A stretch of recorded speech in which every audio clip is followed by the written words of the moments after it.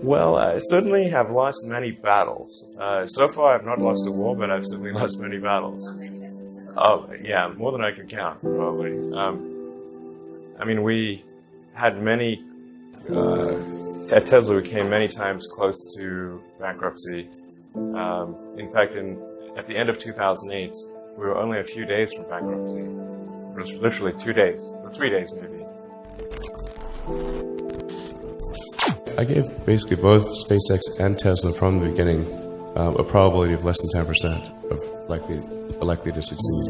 In the beginning, I wouldn't even let my friends invest because I don't want to lose their money. I thought it was like, I'd rather lose my own money. We almost did die at SpaceX actually. So I budgeted for 3 flights. I mean, technically, I did have a plan where I had the money from PayPal. I had like about 180 million from PayPal. And I thought, I'll allocate half of that to SpaceX and Tesla and Solar City, and that should be fine. I'll have 90 million, like just lots, But then what happened is things cost more and took longer than I thought. So I had a choice of either put the rest of the money in or the companies are going to die. And it's like, so I ended up putting all the money in and borrowing money for rent from friends.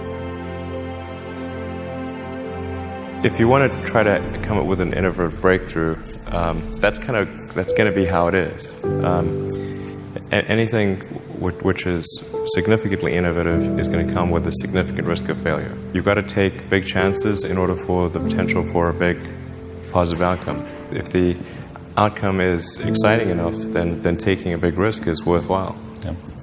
That's really how I approach it. But then once executing down a path, I actually do my absolute best to reduce risk, or to improve another way of saying it, to improve the probability of success. Because when you try to do something that is very, very risky, that you have to spend a lot of effort trying to reduce that risk as you embark down that path. I mean, I think I'm kind of constitutionally just geared to just keep going. I don't know.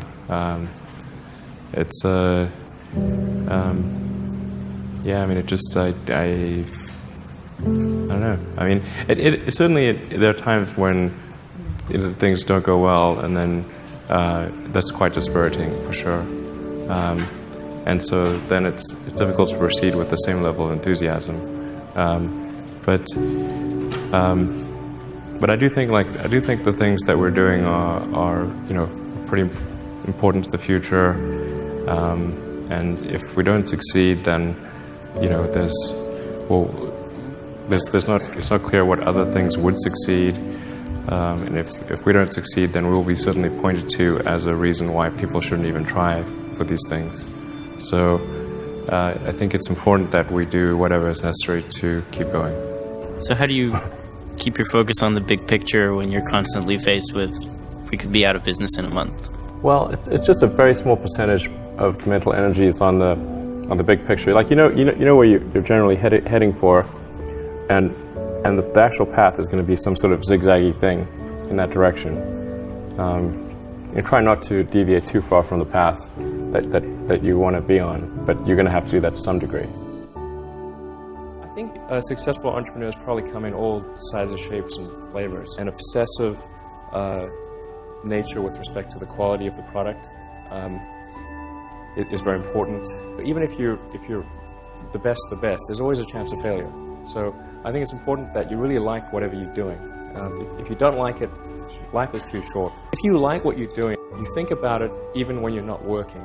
I mean, it's something that your mind is drawn to. And if you don't like it, you just really can't make it work, I think. A lot of times people think like creating a company is going to be fun. I would say it's really not that fun. I mean, there are periods of fun, and there are periods of where it's just awful. And particularly if you're the CEO of the company, you actually have a distillation of all the worst problems in the company.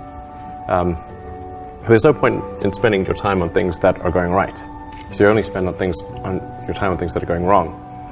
And there are things that are going wrong that other people can't take care of. So you have like the worst. You have a filter for the crappiest problem in the company. And the most pernicious and painful problem. I think you have to feel quite compelled to do it and have a fairly high pain threshold. And there's a friend of mine who says, like, starting a company is like staring into the abyss and eating glass. And there's some truth to that. The staring into the abyss part is that you're going to be constantly facing the extermination of the company. Because most startups fail. It's like 90%, arguably 99% of startups fail. So that's the staring into the abyss part. You're constantly saying, okay, if I don't get this right, the company will die. It can be quite stressful. And then the eating glass part is you've got to do the problems. You've got to work on the problems that the company needs you to work on, not the problems you want to work on. And so that's you end up working on problems that you'd really wish you weren't working on. And so that's the eating glass part. And that goes on for a long time. You may have heard me say that it's good to think in terms of the physics approach of first principles, which is, rather than reasoning by analogy, you boil things down to the most fundamental truths you can imagine, and you reason up from there.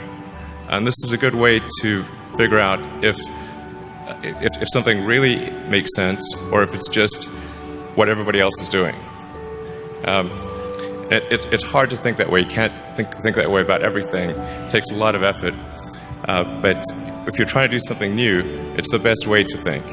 And that framework was developed by physicists to figure out counterintuitive things like quantum mechanics. So it's really a powerful method. The reason I came out to Stanford was actually to work on energy storage technologies for electric cars. That summer of '95, I was looking at the internet, and it seemed to me like the internet was going to have a big effect on humanity. So I thought, well, I can either work on electric vehicle technology and do my PhD at Stanford and watch the internet get built, or I could put my studies on hold and try to be part of the internet. And at first I tried to get a job at Netscape because that was the only internet company, and they didn't respond to me. So then I was like, okay, if I can't get a job at the only internet company, then I better try starting something. But I talked to my professor and I said, look, I'm going to try starting a company. It's probably not going to succeed. And if it doesn't succeed, can I come back? And he said, sure, no problem. And so I put my studies on hold and started the company. If things had just gone a little bit the other way, both companies would be dead. And like one of the most difficult choices I ever faced in life was in 2008. I think I had maybe $30 million left, or $30 or $40 million left in 2008. I had two choices. I could put it all into one company, and then the other company would definitely die, or split it between the two companies. But if I split it between the two companies, then both might die. And when you put your blood, sweat, and tears into creating something, or building something, it's like a child. It's like, which one am I going to let one starve to death? I couldn't bring myself to do it, so I split the money between the two. Fortunately, thank goodness, they both came through.